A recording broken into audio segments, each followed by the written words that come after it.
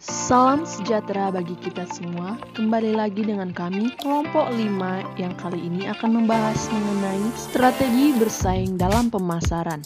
Dalam mata kuliah Manajemen Pemasaran Agribisnis dengan dosen pengampu Pak Lokot Muda Harahap SE MSI. Sebelumnya kami memperkenalkan diri terlebih dahulu. Perkenalkan saya sendiri Elmika Trisa Aurela Sihite dan rekan saya yaitu Diana Anta Marlina Sihombing, Roksas Rumah Horbo, dan Redi Sihar Padang.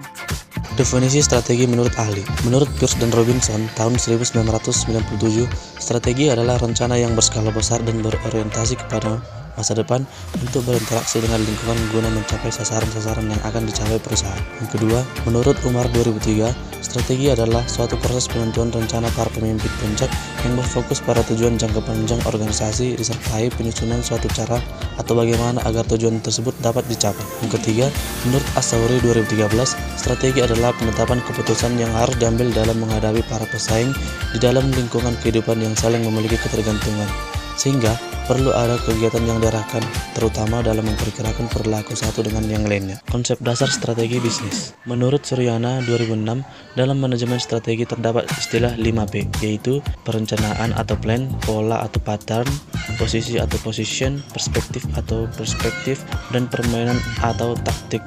Adapun penjelasannya adalah sebagai berikut. Yang pertama, strategi adalah perencanaan atau plan. Konsep strategi tidak lepas dari aspek perencanaan, arahan atau acuan gerak langkah perusahaan untuk mencapai suatu tujuan di masa depan. Yang kedua, strategi adalah pola.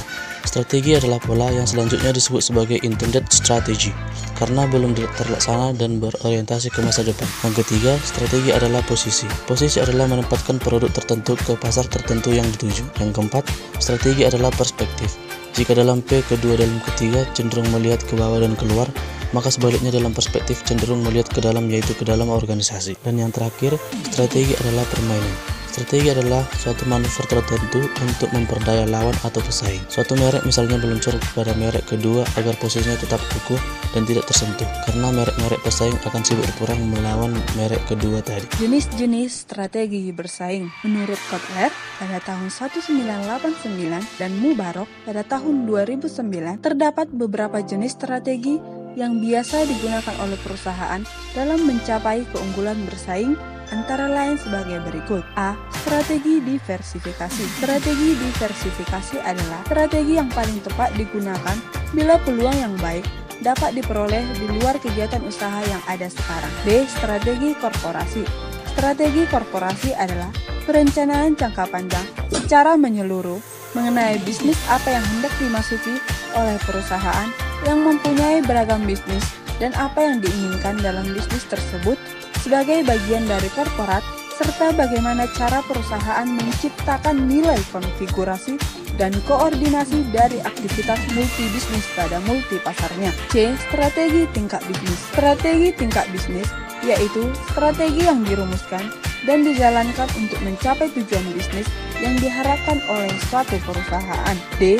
Strategi fungsional dalam bidang pemasaran. Strategi fungsional merupakan strategi yang berorientasi pada sebuah operasional dalam kegiatan bagi pencapaian tujuan dan sasaran bisnis suatu perusahaan. E. Strategi konsentrasi atau penetrasi pasar. Strategi konsentrasi atau penetrasi pasar adalah jenis strategi pertumbuhan dan merupakan strategi yang paling umum dijumpai pada berbagai perusahaan, di mana perusahaan hanya memfokuskan pada satu lini bisnis, utamanya dengan menonjolkan prinsip melakukan suatu hal dengan sangat baik. F. Strategi pengembangan pasar. Strategi pengembangan pasar merupakan strategi yang memasarkan produk atau jasa saat ini kepada konsumen di segmen pasar yang baru maupun di wilayah area geografis pasar yang baru. G. Strategi pengembangan produk. Perusahaan yang menggunakan pilihan pengembangan produk secara substansi untuk menarik pelanggan di pasar yang telah ada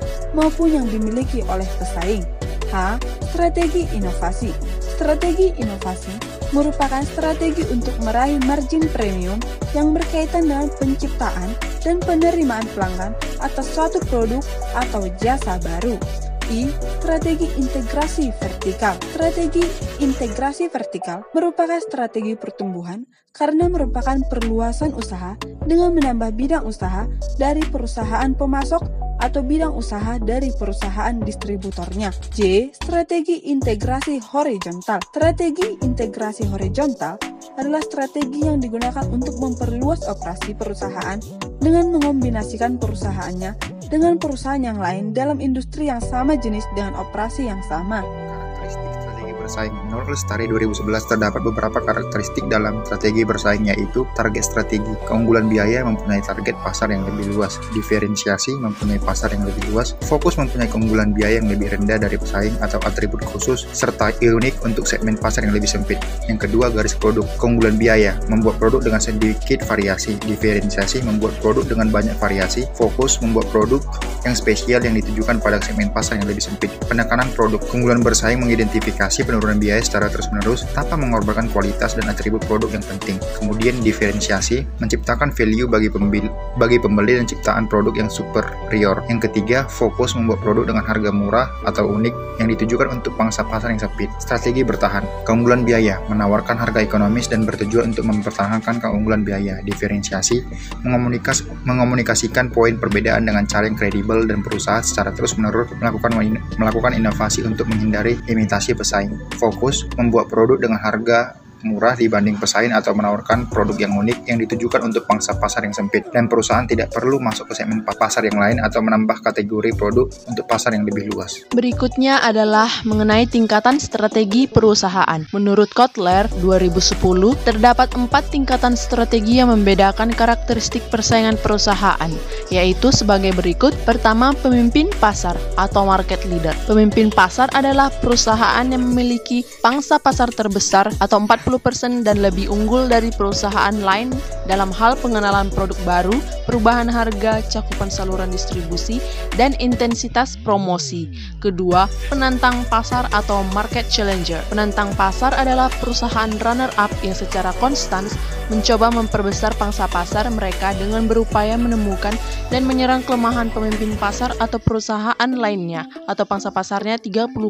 Yang ketiga, pengikut pasar atau market follower. Pengikut pasar adalah perusahaan yang hanya puas dengan cara penyesuaian diri terhadap kondisi-kondisi pasar dan memilih untuk meniru produk atau strategi pemimpin dan penantang pasar daripada menyerang mereka atau pangsa pasarnya 20%. Dan yang terakhir adalah penceruk pasar atau market nasher. Penceruk pasar adalah perusahaan yang mengkhususkan diri melayani sebagian pasar yang diabaikan perusahaan besar dan menghindari bentrok dengan perusahaan besar atau pangsa pasarnya 10%. Faktor-faktor kegagalan strategi. Menurut Yuwono dan kawan-kawan tahun 2002, terdapat beberapa faktor yang mempengaruhi kegagalan strategi yang dijalankan oleh perusahaan. Yang pertama, strategi yang tidak actionable. Hal ini terutama diakibatkan karena tidak adanya sosialisasi strategi. Ini bisa disebabkan karena manajemen tidak mampu mengkomunikasikan tersebut atau memang tidak mengkomunikasikannya sama sekali. Kedua, tidak adanya hubungan antara sumber daya dan strategi. Hal fatal yang kerap terjadi ketika organisasi makin membesar adalah tidak dilakukannya perencanaan strategi SDM agar tercipta keselarasan antara tujuan, visi, dan kompetensi individu dengan organisasi di setiap tingkatan. Ketiga, tidak terhubungnya anggaran dengan strategi.